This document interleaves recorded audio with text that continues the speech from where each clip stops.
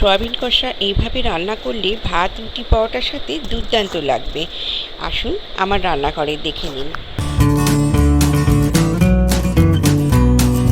Soybean কষা বানানোর জন্য এখানে আমি কড়াইতে কিছুটা জল নিয়েছি আর 1 বাটি সয়াবিন নিয়েছি। সয়াবিনগুলো একটু বড় বড় সাইজের নিয়েছি। আমি প্রথমে সয়াবিনগুলো একটু সিদ্ধ করে নেব 2-3 মিনিট। অল্প একটু নুন দিয়ে দিলাম, দিয়ে আমি ঢাকা দিয়ে দেবো। 2-3 মিনিট ঢাকা দিয়ে রেখে দেব। এখানে আমি একটা বড় সাইজের আলু টুকরো করে ডুমো ডুমো করে কেটে নিয়েছি, একটা টমেটো কেটে নিয়েছি, পেঁয়াজ কুচি করে নিয়েছি, একটা বড় সাইজের পেঁয়াজ, হাফ কাপ নিয়েছি কড়াইশুঁটি, এক চামচ নিয়েছি আদা গ্রেট করে নিয়েছি, 1 চামচ রসুন গ্রেট করে নিয়েছি আর একটা কাঁচা লঙ্কা গ্রেট করে নিয়েছি। নিয়ে দেখুন সয়াবিনগুলো 2-3 মিনিট পরে আমি একটা ছাঁকনির মধ্যে নিয়েছি। নিয়ে এবারে চেপে চেপে আমি জলটা বার করে নেব। এদিকে কড়াইতে আমি কিছুটা সাদা তেল দিয়ে দিয়েছি। আমি সাদা তেলেই রান্নাটা করব, আপনারা চাইলে সর্ষের তেলেও করতে পারেন। তেলটা গরম হলে আমি সয়াবিনটা দিয়ে দিলাম, দিয়ে আমি একটু সয়াবিন ভেজে নেব। দেখুন সয়াবিনটাকে ভেজে আমি তুলে নিয়েছি, কড়াইটা পরিষ্কার করে আবার বসিয়ে দিয়েছি। দিয়ে আমি আরও বেশ কিছুটা সাদা তেল দিয়ে দিলাম, দিয়ে আর গোটা সাদা জিরে ফোড়ন দিলাম আর একটা তেজপাতা ফোড়ন দিলাম, দিয়ে একটু ভেজে নেব।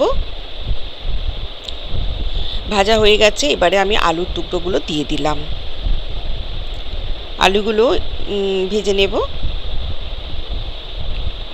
আলুটা একটু হালকা ভাজা ভাজা হয়ে গেলে আমি এর মধ্যে পেঁয়াজ কুচিগুলো দিয়ে দিলাম, পেঁয়াজ কুচিটা দিয়ে দিলাম, দিয়ে পেঁয়াজটাও আলুটা একসঙ্গে ভালো করে ভেজে নেব। খেতে দুর্দান্ত হয় বন্ধুরা, ডিনারে রুটির সাথে ভীষণ ভালো লাগবে, দুপুরে ভাতের সাথেও ভালো লাগবে খেতে। এবারে আমি টমেটো কুচি, আদা আর রসুন আর কাঁচা লঙ্কা গ্রেট করা দিয়ে দিলাম, দিয়ে আবারও ভালো করে আমি ভেজে নেব। আর কড়াইশুঁটি দিয়ে দিলাম, কড়াইশুঁটিটা দিতেও পারেন, আপনারা না দিতেও পারেন।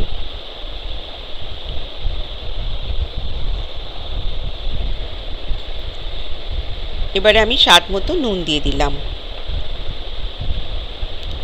দিয়ে আমি এবারে দিয়ে দেব হলুদ গুঁড়ো, পরিমাণ মতো হলুদ গুঁড়ো দিয়ে দিলাম,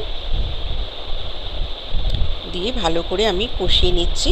অল্প একটু জল দিলাম যাতে মশলাটা ধরে না যায়, অল্প একটু ধরেও গেছে, এই জন্য জল দিয়ে দিলাম, দিয়ে ভালো করে আমি কষিয়ে নিচ্ছি। নিয়ে এবারে আমি গুঁড়ো মশলা দিয়ে দিলাম, 1 চামচ ধনে গুঁড়ো, 1 চামচ লঙ্কা গুঁড়ো দিলাম আর 1 চামচ জিরে গুঁড়ো দিলাম, দিয়ে ভালো করে আবারও কষে নেব। নিয়ে এবারে আমি 2 মিনিট একটু ঢাকা দিয়ে রাখবো। আমি 1 মিনিট পরে আমি সয়াবিনগুলো দিয়ে দিয়েছিলাম, আর ভেজে রাখা সয়াবিন দিয়ে দিয়েছিলাম আর 1 চামচ চিনি দিয়ে দিয়েছিলাম। মিষ্টিটা স্বাদে ব্যালেন্স আনার জন্য অল্প একটু মিষ্টি তো দিতেই হবে। এবারে ভালো করে আমি কষিয়ে নিচ্ছি। এবারে আমি গরম জল দিয়ে দিলাম, আমি 1-1.5 বাটির মতন গরম জল আমি দিয়ে দিলাম। গরম জল দিলে রান্নার স্বাদ ভালো হয়, তাই আমি এখানে গরম জল ব্যবহার করেছি। আরও হাফ বাটি দিয়ে দিলাম, এই বাটির আমি 1.5 বাটি জল দিয়েছি। আমি অল্প একটু রসা রসা মতন রাখবো। এবারে আমি 5 মিনিটের জন্য মিডিয়াম টু লো ফ্লেমে ঢাকা দিয়ে রাখলাম। দেখুন 5 মিনিট পরে আলু সিদ্ধ হয়ে গেছে, আর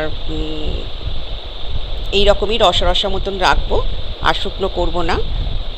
এবার আমি গ্যাসের ফ্লেম বন্ধ করে দিলাম, দিয়ে 5 মিনিট স্ট্যান্ডিং টাইমে রেখে একটা বলে সার্ভ করে দেখাচ্ছি।